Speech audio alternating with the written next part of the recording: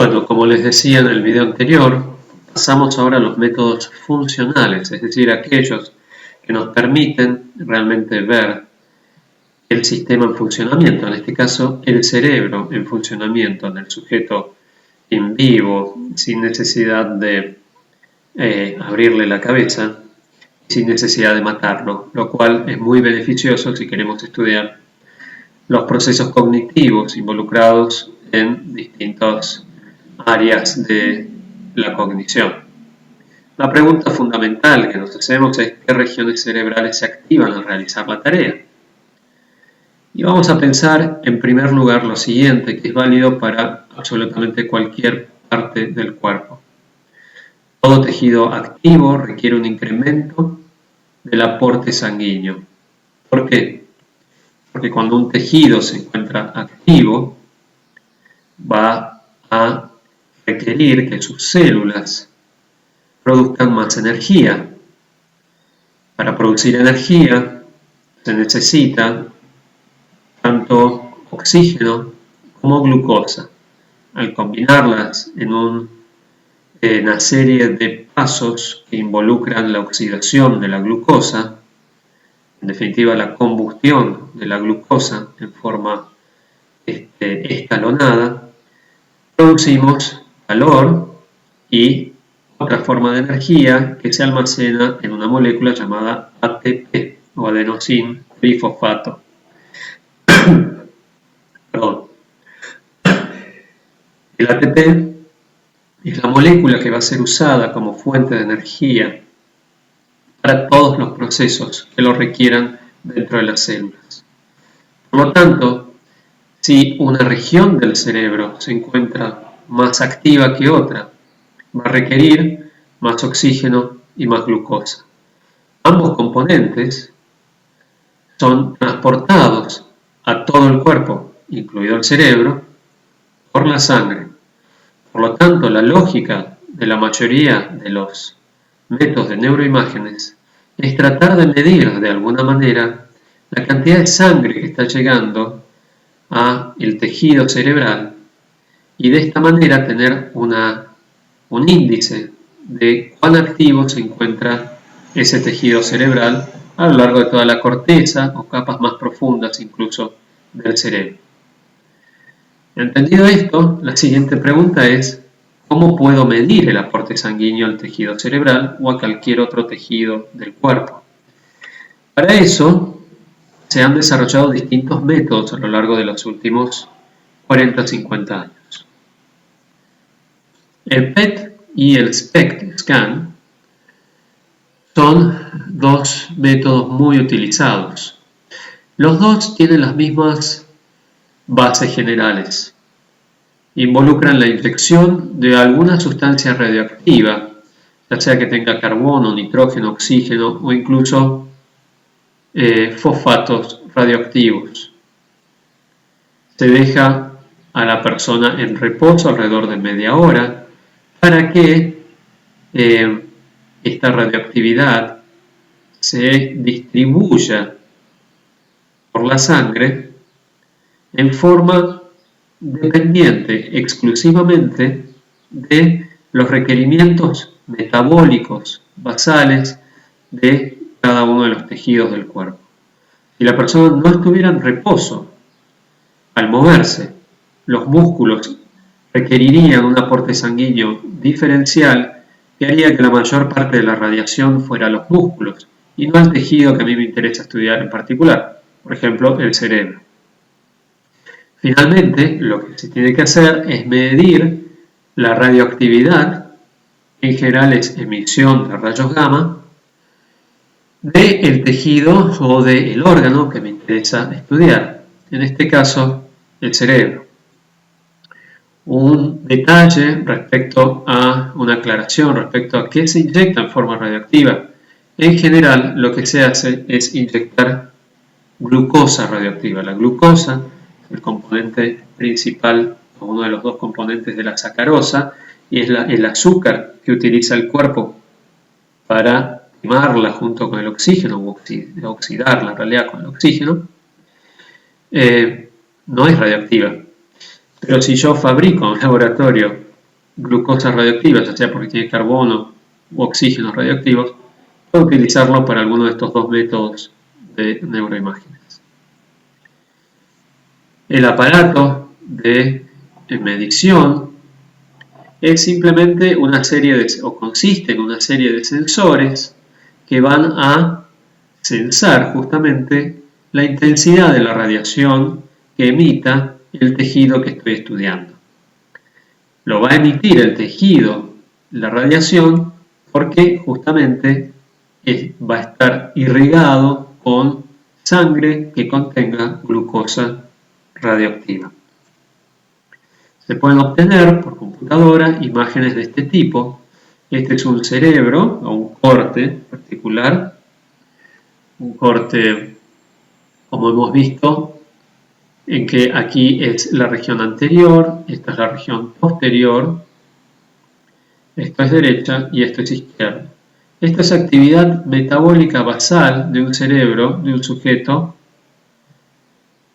control, y de un sujeto que es droga dependiente, ¿sí? En particular cocainómano, y lo que se puede observar es que en esta escala de colores, en que en general se utiliza una escala que va desde los colores fríos, azul, que señalan poca actividad, poco consumo de oxígeno, hasta colores calientes, como el amarillo o el rojo intenso, que señalan una alta tasa metabólica, un alto índice de actividad. Lo que se puede observar en esta imagen es que el cerebro, en condiciones de actividad metabólica basal de una persona que ha sido drogadicta durante años, justamente ha disminuido su actividad metabólica basal. Es decir, que el cerebro funciona con menor actividad. De hecho, hay sujetos conocidos en la Argentina, muy famosos, en los que esto se puede observar comportamentalmente, como Maradona, por ejemplo. También podemos obtener, del mismo modo, este tipo de imágenes, ¿sí? Este es un experimento ya clásico de comienzos de los 90, uno de los primeros hechos en estudio del lenguaje, en el cual aquí se muestra el promedio a lo largo de todos los sujetos estudiados de las zonas con mayor actividad metabólica al escuchar palabras, al ver palabras, al decir palabras y al pensar sobre palabras. Estamos acá en una visión del lóbulo izquierdo, ¿sí? El hemisferio izquierdo. Esto es anterior, esto es posterior. Aquí tenemos el lóbulo temporal, el parietal, el occipital y el frontal. Podemos ver que escuchar palabras activan regiones temporales izquierdas, tanto posteriores como anteriores o medias. Activa áreas frontales, como el área de Broca, y activa también áreas parietales, que son básicamente propioceptoras. Ver palabras involucra activación, lógicamente, de corteza occipital, que es visual. Hablar involucra la activación de regiones motoras frontales. Y pensar en palabras, que es lo más interesante, involucra toda una red frontal, con la activación también de algunas regiones temporales, incluso occipitales y parietales, en lo cual, en definitiva, forma una red de tipo, una red de regiones más intrincada y más amplia que la vista en las otras tareas. Ventajas de esta metodología: que se puede observar finalmente el sistema en funcionamiento, la persona pensando, haciendo algo. Limitaciones: y estamos inyectando una sustancia radioactiva con un tiempo medio de decaimiento alrededor de 11 horas. ¿Qué significa este tiempo medio? Es el tiempo que tarda la sustancia en disminuir a la mitad la cantidad de radiación inicial, ¿sí? Tiene una baja resolución espacial. La diferencia entre ellos, básicamente, la más significativa, es que el PET es más caro que el SPECT, pero tiene mejor resolución.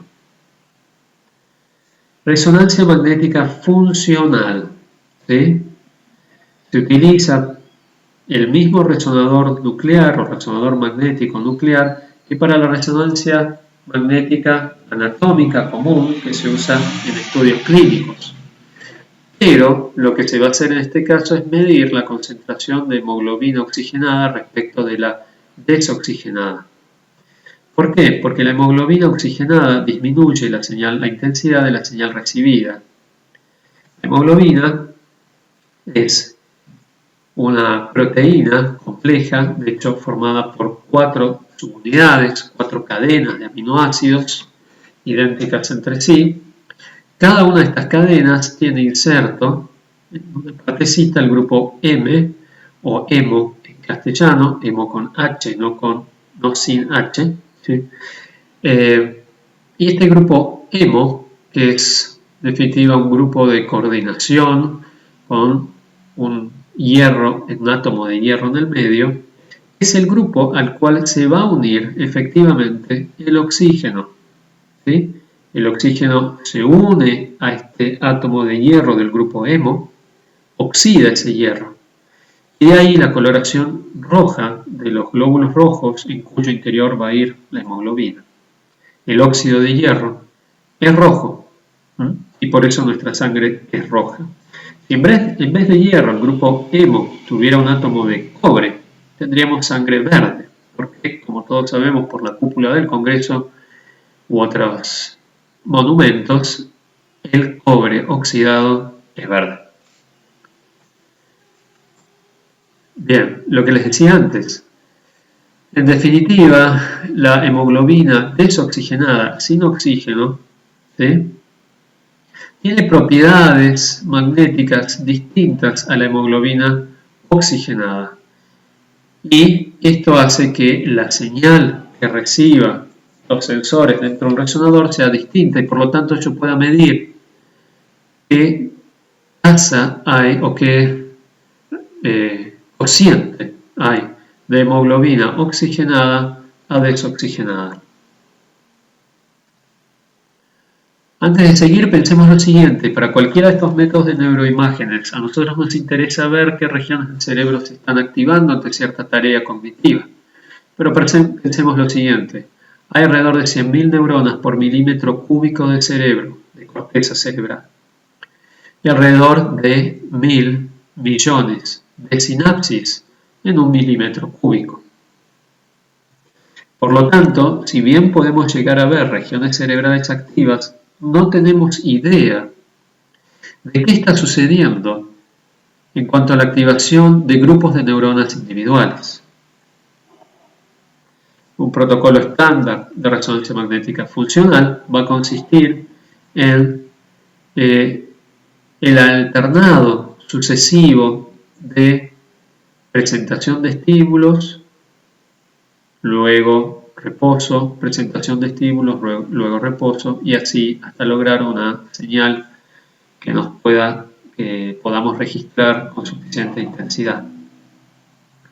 Procesamiento, simplemente para que tengan una idea, involucra realineamiento, normalización espacial a un cerebro normal, es decir, todos tenemos cerebros de diferentes formas y tamaños, si bien dentro de cierto rango. Y todo esto las imágenes que obtengo de cada cerebro, de cada sujeto, va a haber que normalizarlas a un cerebro estandarizado que existen y que se usan en los diferentes estudios. Y luego combinar los resultados estadísticos con la información anatómica. No vamos a entrar más en detalle de esto porque es un tema extenso y no tiene sentido para lo que ustedes necesitan saber hoy. Los resultados se pueden visualizar de esta manera, superponiendo, como les decía antes, a un cerebro estándar,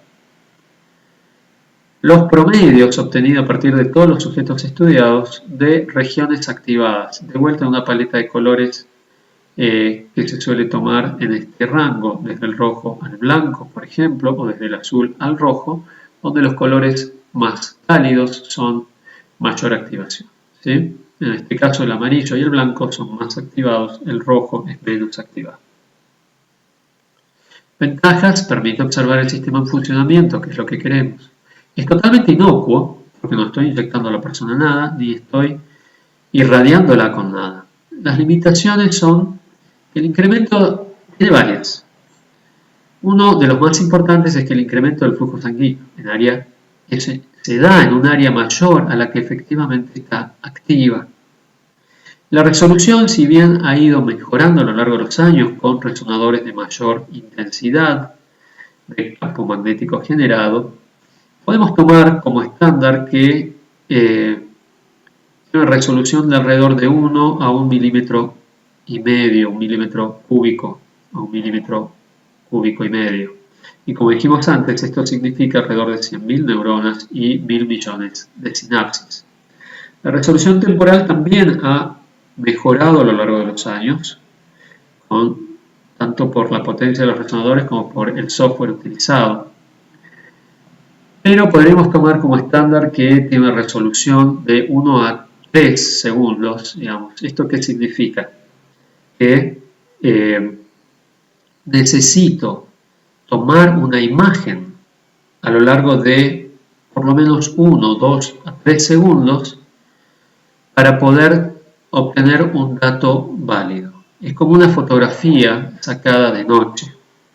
Como hay poca luz, la intensidad de la luz es muy baja, yo necesito exponer la imagen durante mucho tiempo para que llegue a obtener suficiente cantidad de información que pueda llegar a registrar. En este caso la idea es similar. Por otro lado, no me da tampoco una idea de aspectos referidos a la inhibición neuronal, solo a la activación. Bueno, en el siguiente video vamos a ver espectroscopía del infrarrojo cercano o NIRS en inglés.